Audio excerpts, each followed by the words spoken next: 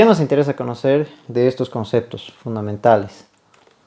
Y es que si no sabemos algunos de los detalles de cómo es una ecuación química o una relación estequiométrica, realmente podríamos tener muy mala experiencia, ¿no? Entonces, veamos, a ver, para repasar. La teoría atómica en un principio empezó a ser desarrollada a través de la observación, ¿no? Sí, trataban de hacer observaciones donde lo fundamental era hacer mediciones, ¿no? Entonces, como hemos dicho, ¿no? Utilizar medidas básicas para poder hacer mediciones. Y en un principio, como estábamos muy limitados en sus primeras observaciones, incluso pensaron en la teoría del flogisto, ¿no? Donde decían que esta teoría básicamente decía que la materia estaba compuesta de fuego, de aire, de agua y de tierra, ¿no? Entonces, esos 4 componentes, de la interacción de ellos, de alguna forma, debería estar compuesta la materia, ¿no? Cierta proporción o alguna combinación de algunos de ellos. Pero a este punto creo que sabemos que eso no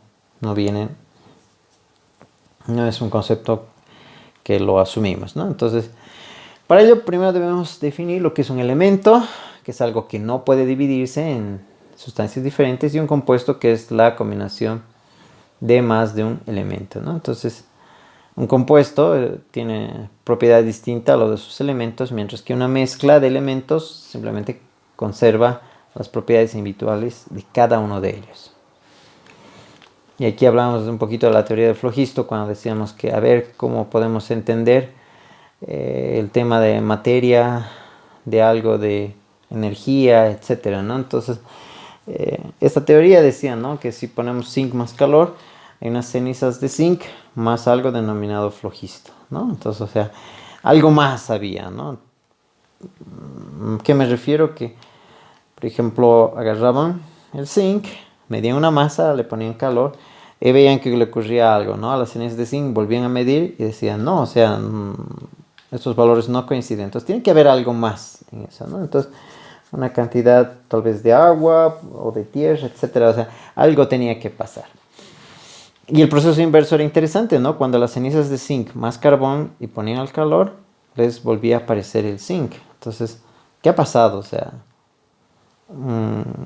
como que habían piezas del rompecabezas que no estaban todavía bien claras. Entonces, al final, en todo esta propuesta, este enredo de observaciones, es que aparece Lavoisier y Dalton. Lavoisier con una ley muy interesante, ¿no?, que creo que la conocemos muy bien, y Dalton con la teoría atómica. Entonces, gracias a estos dos avances, como que todo este problema difícil de definir qué es lo que estaba ocurriendo en el mundo de las reacciones ya empezó a tener un poco más de luz. Imagínense esto, ¿no? Cada vez que alguien colocaba alguna sal al fuego, empezaba a ver distintas coloraciones, ¿no? Entonces creo que en un principio había esa duda, ¿no? O sea, ¿por qué hay esa coloración? ¿Qué tiene que ver esa coloración? Entonces es interesante, ¿no? Porque estas leyes son algunas de las que aparecen o van a darnos luz con respecto a estos colores, a estas reacciones que en un principio llamaban más flogisto, o sea, algo más, ¿no? Entonces, está la ley de conservación de la masa o de la materia, Lavoisier, está Prost, Dalton, Richter y Gay-Lussac. Vamos a ver cada una de ellas. Lavoisier, muy sencillo, ¿no? En toda transformación la masa se conserva, ¿no? Para hacerlo más sencillo, ¿no? O sea, la masa no se crea, no se destruye, solo se transforma. Entonces, de 2 gramos más 3, en total deberían dar 5, ¿no? Entonces, esa era la premisa que habían partido. La ley de proporciones definidas decía que los elementos se combinan para formar compuestos en una proporción de masa fija y definida. Entonces, por ejemplo, tenemos el azufre, el hierro, ambos combinados, y siempre estaban en esa proporción de 4:7 para formar el sulfuro de hierro 2. Ahí está un ejemplo de lo que estábamos hablando hace un momento. El oxígeno, 8 gramos de azufre, siempre se combinaban con 12 para formar 20 gramos, ¿no? Entonces, Gracias a esta relación, si tenemos 1 gramo, ¿cuántos vamos a tener de oxígeno? ¿Cuántos vamos a tener de óxido sulfúrico? Entonces había que hacer el cálculo. Gracias a esa relación, de 8 a 12 me produce 20, ¿no? Entonces, fíjense que todavía no manejaban los conceptos de moles, ¿no? Entonces, las primeras intenciones simplemente era usar estas relaciones, ¿no?, de masa. Pero esto lo hacía muy complejo. ¿Por qué? Porque para cada reacción deberían definir cuánta masa produce de cada uno de ellos. 1. 2. Si de alguna forma no hacían la medición correcta en masa, entonces por lo tanto cometían un gran error y todos los cálculos para una nueva reacción podían estar equivocados, ¿no? Y 3, que iba a ser súper complejo si de alguna forma no podías medir el producto final, ¿no? Entonces era muy precario todavía el concepto, ¿no?, a lo que conocemos. Había otro concepto de la ley de proporciones múltiples. Cuando dos elementos se combinan entre sí para dar compuestos diferentes, lo hacen de una forma, de una masa fija, y el otro empieza a variar con números sencillos. ¿A qué me refiero? Es que si para un cierto valor, 1, 1, y mientras tanto el otro empezaba a variar con un múltiplo, ¿no? 1 por 0,729, 2 por 0,729, como un ejemplo práctico. Y en la ley de volúmenes de combinación de Gay-Lussac decía una temperatura y presión constantes, los volúmenes de los gases que participan en una reacción química guardan entre sí relaciones de números sencillos, ¿no? Para hacerlo más didáctico, 1 litro de oxígeno se combinaba siempre con 2 litros de hidrógeno para dar 2 litros de agua en estado gaseoso. O si queremos ver, para el cloruro de hidrógeno era 1 a 1 para dar 2 litros, ¿no? Pero estas debían mantenerse a una temperatura y presión constante. La ley de proporciones recíprocas de Richter decía que la masa de dos elementos diferentes que se combinan con una misma cantidad de un tercer elemento guardan una misma relación que las masas de aquellos elementos cuando se combinan, ¿no? Entonces, todos ellos trataban de buscar este hecho de buscar cuánta masa, ¿no?, medir una masa. Entonces era, como les decía, bastante complejo. Entonces ha aparecido el concepto de la estequiometría y eso les ayudó bastante, ¿no? Completando con el tema de la reacción química, aplicando los cálculos de esta estequiometría con las reacciones respectivas, se volvió mucho más rápido el avance de entender las reacciones y entender el tema de masas, ¿no? Entonces, obviamente apoyados en estas otras leyes, ¿no? Lo que podríamos decir de estequiometría, que es el estudio de las relaciones cuantitativas implicadas en una reacción química, ¿no? Y en una reacción química es la transformación de una sustancia en otra, ¿no?, gracias a un agente energético. Y hay que entender que hay cambios físicos y cambios químicos, ¿no? Un cambio físico, por ejemplo, es fundir hierro, y un cambio químico es cuando el hierro se oxida, ¿no? Y eso es porque hay un cambio de composición y un cambio químico, mientras que en el cambio físico la composición química se mantiene constante, ¿no? Entonces, en una reacción química, ¿qué es lo que está ocurriendo? Hay un reordenamiento de átomos, ¿no? Se rompen enlaces y se forman nuevos enlaces. Y este rompimiento de enlaces debe estar, obviamente, de una forma adecuada, ¿no? No se puede tener más de lo que teníamos al inicio, ¿no? Es como cuando vamos a la cocina, vemos en el frutero 5 manzanas y pues nuestro límite para comer son las 5 manzanas, ¿no? No podemos comernos 7 manzanas cuando solo tenemos 5, ¿no? Entonces nos comeremos 2 y obviamente quedarán 3, ¿no?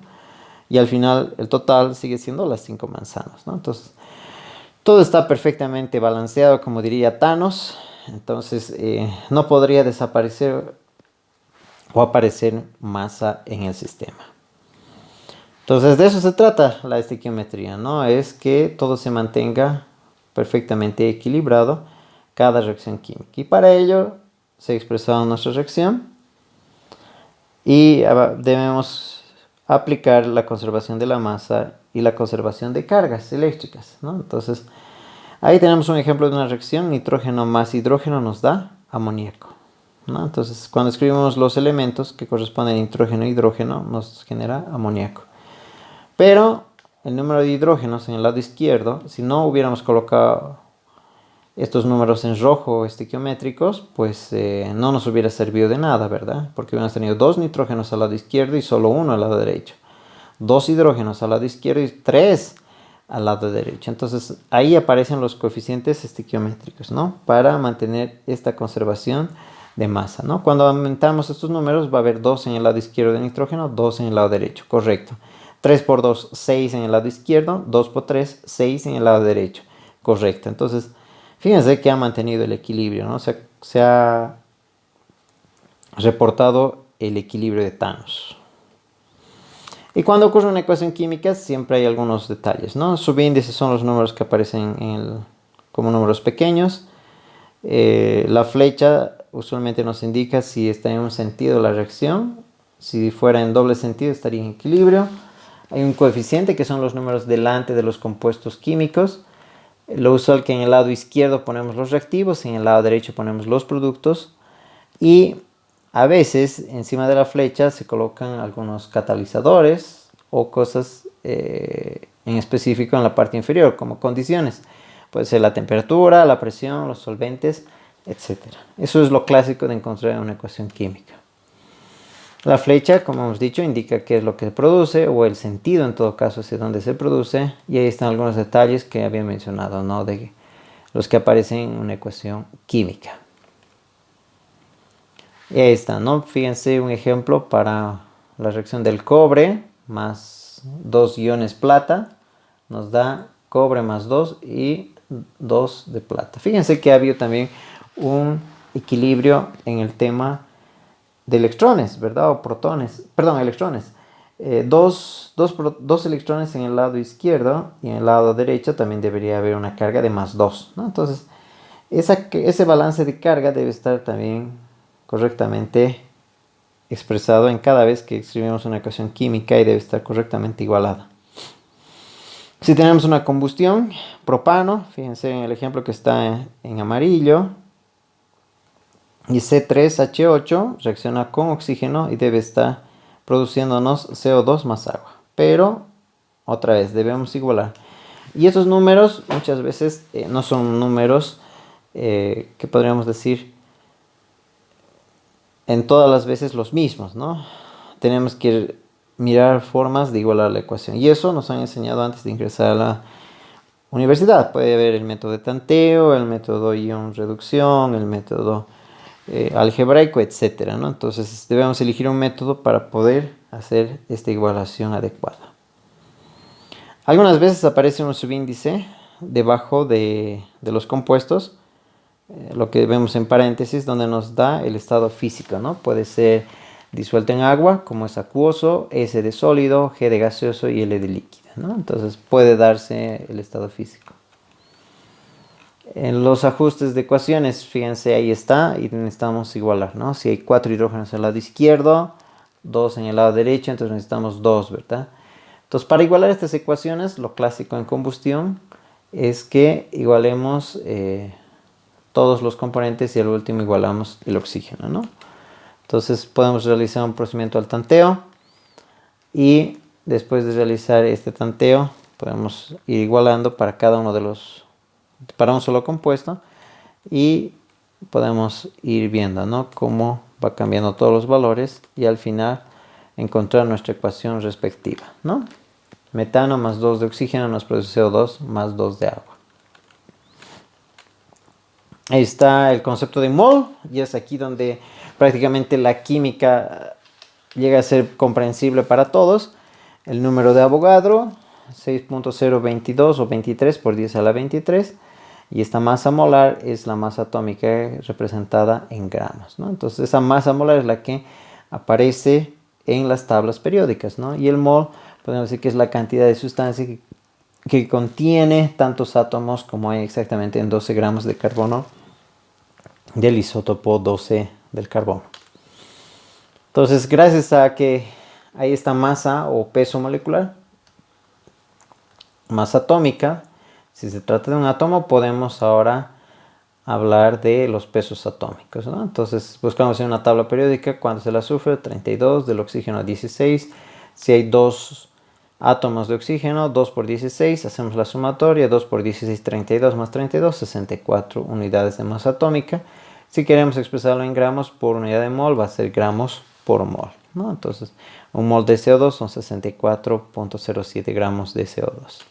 Y esto nos va a ayudar mucho, ¿por qué? Porque nos va a permitir entender incluso cuántos átomos hay necesarios para hacer reaccionar, etcétera, ¿no? Entonces, los vamos a ir relacionando gracias a los factores de conversión. Ya sabemos que las unidades que queremos eliminar tienen que estar en numerador y denominador.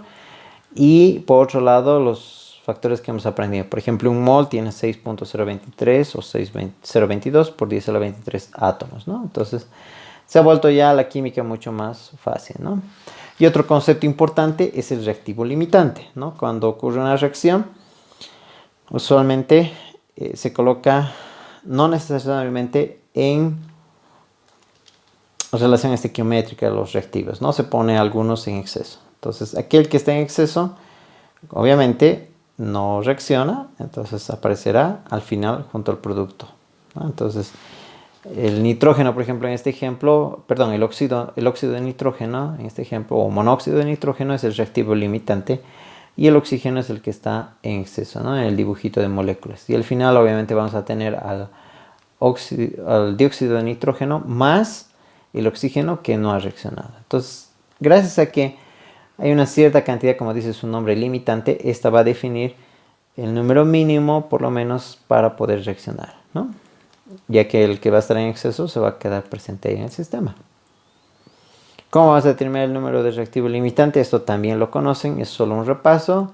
Lo usual es transformar la masa a moles, dividir el número de moles en función del coeficiente estequiométrico, siempre y cuando esté balanceada la ecuación, y se elige obviamente el más pequeño, ¿no? Entonces, gracias a eso conocemos quién es el reactivo que limita, ¿no? Para todos los cálculos estequiométricos. Aquí hay un ejemplo, se hace la combinación de aluminio con óxido férrico y se nos pide algunos datos. Les dejo a ustedes, revísenlo. No es difícil el ejercicio, es simplemente un repaso para que puedan verlo y analizarlo. Aquí hay otro, una piedra caliza que contiene carbonato de calcio al 92% y nos dice qué onda, cuántos gramos de cal viva podemos formar, ¿no? Entonces, no olvidemos, lo primero siempre tenemos que igualar la ecuación y con ello podemos movernos con los coeficientes estequiométricos y utilizar todos nuestros conocimientos de pureza, por ejemplo, y de rendimiento, ¿no? Que es el porcentaje de pureza, no olvidemos que es la masa de reactivo puro dividida entre la masa de muestra impura por 100, ¿no? Entonces, podemos utilizar incluso, como en el ejemplo de ahí, 100 gramos de carbonato. Yo usualmente coloco 100 gramos de piedra, contiene 92 gramos de carbonato de calcio puro, así para no confundirme. Pero si ustedes quieren colocarlo tal como está ahí, no es problema. Y lo que mencionaba hace un momento, el rendimiento. El rendimiento es el resultado real con respecto al resultado teórico, ¿no? El resultado real es lo que realmente se obtiene de la reacción. Y el teórico es lo que se esperaría, ¿verdad? Muchas veces el real es bastante pequeño con respecto al teórico. Y en la industria lo que se trata es que el valor real sea muy cercano al teórico, ¿no? A veces se invierten millones en empresas para que estos valores estén muy cercanos, ¿no? Porque el rendimiento real es menor que el teórico por muchas situaciones, ¿no? Puede ser tema de operario, puede ser el tema de termodinámica, no se alcanza el máximo de reacción, etc. Entonces, hay agentes que a veces incluso están fuera de control y otros que sí se puede realizar un control, ¿no? Aquí hay un ejemplo con respecto a la urea, cómo se sintetiza a través de amoníaco y dióxido de carbono, que es prácticamente lo que hace la empresa aquí en Cochabamba, la que genera urea para fertilizantes, y es esto, ¿no? Entonces al final simplemente produce 60.6 gramos bajo estas condiciones. Entonces, hay algunos tipos de fórmulas, solo para recordar, la fórmula molecular y la fórmula empírica. La fórmula molecular indica el número de átomos existentes en cada molécula y la fórmula empírica indica la proporción de átomos existentes en una sustancia. Lo usual es que siempre está reducida al máximo. Por ejemplo, para el peróxido de hidrógeno, el agua oxigenada, La forma molecular es H2O2, lo que acabamos de aprender, ¿no? Con peróxidos, óxidos, etc. Y la fórmula empírica, si simplificamos los dos, es la forma más pequeña, ¿no? Que sería simplemente HO. Y ahí está un ejemplo para una fórmula empírica de un compuesto que viene con estas proporciones, ¿no? De 34,8 de oxígeno, 13% de hidrógeno y 52,2 de carbono, ¿no? Entonces, es eso. Obviamente encontramos los moles, dividimos por el menor y encontramos nuestra fórmula empírica.